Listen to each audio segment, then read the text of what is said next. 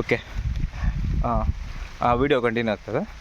ಏನಂದರೆ ಅಲೈಟು ಮತ್ತು ಆಂಟ್ರಕೋಲ್ ಇವೆರಡನ್ನೂ ಕೂಡ ಇವಾಗ ನಾನು ಒಂದು ಬ್ಯಾರ್ಲಿಗೆ 500 ಗ್ರಾಮ್ ಥರ ಪೌಡರ್ನ ಯೂಸ್ ಮಾಡಬೇಕಾಗುತ್ತೆ.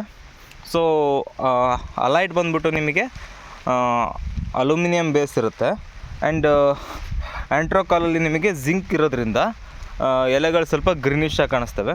ಸೊ ಇವಾಗ ನಾನು ಇನ್ನೊಂದು 2 ಡೇಸಲ್ಲಿ ಮತ್ತೆ ನಾನು ಸ್ಪ್ರೇನ ಕೊಡ್ತೀನಿ.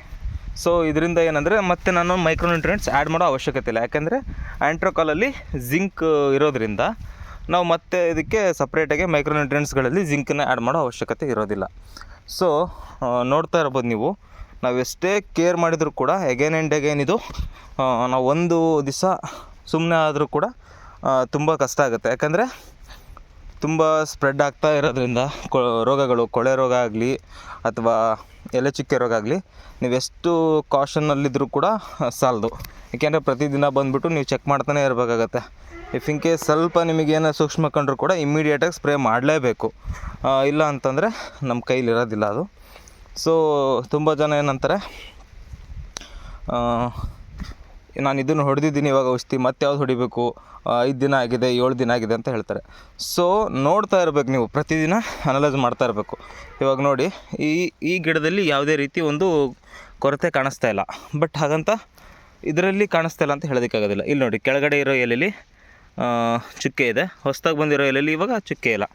ಸೊ ನಾವೇನು ಮಾಡಬೇಕಂತಂದರೆ, ಇದು ಹೋಗಿದೆ ಅಂತ ಅಲ್ಲ, ನಾವು ಪ್ರಿಕಾಷನರಿ ಮೆಜರ್ಮೆಂಟ್ಸ್ಗಳನ್ನು ತೊಗೊಂಡ್ರೆ ಮಾತ್ರ ಶುಂಠಿನ ನಾವು ಎಷ್ಟಾಗುತ್ತೆ ಅಷ್ಟು ಉಳಿಸ್ಕೊಳೋಕ್ಕಾಗುತ್ತೆ. ಸೊ ಹಾಗಾಗಿ ಇದಕ್ಕೆ ನೀವು ನೇಟಿವ್ ಬದಲಾಗಿ ಅದೇ ಗ್ರೂಪಿಗೆ ಸಂಬಂಧಪಟ್ಟಿರ್ತಕ್ಕಂತಹ ಎಲೆ ಚುಕ್ಕೆಗಳ ರೋಗಕ್ಕೆ ಯಾವ್ದು ಸರಿಯಾದ ಮದ್ದಿರುತ್ತೆ ಅದನ್ನು ಹುಡುಕ್ಬಿಟ್ಟು ಅಂತಹ ಒಂದು ಔಷಧಿಗಳನ್ನು ನಾವು ಸಿಂಪಡಿಸ್ಬೇಕಾಗತ್ತೆ. ನೋಡಿ, ಇಲ್ಲಿ ಮೊಗ್ಗುಗಳು ಹಾಗೂ ಮರಿಗಳು ಸಂಖ್ಯೆ. ಸೊ ಇದಕ್ಕೆ ನೀವು ಈ ಟೈಮಲ್ಲಿ ಗೊಬ್ಬರ ಕೊಡೋದಾದರೆ, ಇಫ್ ಇನ್ ಕೇಸ್ ಇವಾಗ ನಿಮ್ಮದು ಪೊಟ್ಯಾಷಿಯಮ್ನ ಹಾಗೂ ಮತ್ತು ನೈಟ್ರೋಜನ್ ಲೈಟಾಗೆ ಒಂದು ಫಾಯ್ಲರ್ ಸ್ಪ್ರೇ ಕೊಟ್ಟರೆ ನೀವು ಬೆಸ್ಟ್ ಇರುತ್ತೆ. ನೈಟ್ರೋಜನ್ನು, ಫಾಸ್ಫರಸ್ಸು, ಪೊಟ್ಯಾಷಿಯಮ್ 3 ಕೂಡ.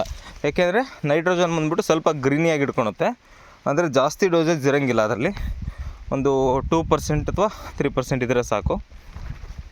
ಇನ್ನು ಒಂದು 40% ಅಥವಾ 45% ಪೊಟ್ಯಾಶು, ಒಂದು 13% ಅಷ್ಟು ಫಾಸ್ಫರಸ್ ಇದ್ದರೆ ಅಷ್ಟಿತ್ತು ಅಂತಂದರೆ, ಫಾಸ್ಫರಸ್ ಬಂದುಬಿಟ್ಟು ಬೇರುಗಳನ್ನು ಚೆನ್ನಾಗಿ ನೋಡ್ಕೊಳುತ್ತೆ. ಬೇರು ಯಾವಾಗ ಚೆನ್ನಾಗಿರುತ್ತೆ, ನೀವು ಕೊಟ್ಟಿರ್ತಕ್ಕಂಥ ಮೈಕ್ರೋನ್ಯೂಟ್ರಿಯೆಂಟ್ಸು, ಗ್ರ್ಯಾನ್ಯುವಲ್ಸ್ಗಳು ಎಲ್ಲವನ್ನೂ ಕೂಡ ಅದು ಗಿಡಗಳಿಗೆ ಸಪ್ಲೈ ಮಾಡುತ್ತೆ. ಹಾಗೆ ನೈಟ್ರೋಜನ್ ಸ್ವಲ್ಪ ಗ್ರೀನಿಶಾಗಿ ಇಟ್ಕೊಳುತ್ತೆ.